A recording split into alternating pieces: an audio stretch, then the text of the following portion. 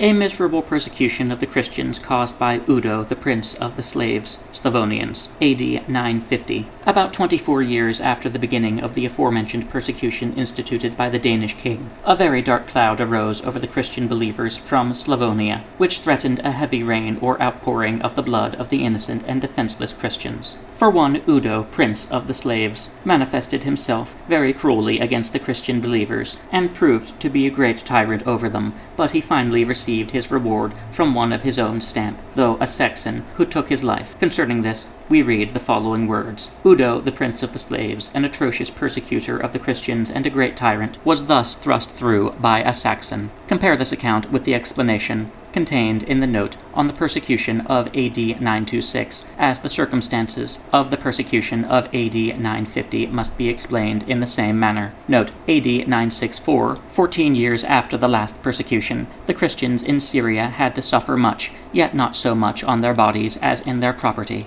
This was done through the violent pillage and burning perpetrated by the Saracens, of which I found this account among others. A.D. 964 in the region of this emperor, namely N. Phocas, the 57th who reigned in the Orient at Constantinople, the Saracens did great damage to the Christians in Syria by robbing and burning. Who shall say that this was not brought upon them on account of the confession of the Christian faith, or that among said people there were not some faithful and sincere Christians who suffered for living according to their true faith? This could hardly be said, much less proved, since the Orthodox, though sometimes few in number, could be found in almost every country. However, since said matter is obscure, we will not enter further into it.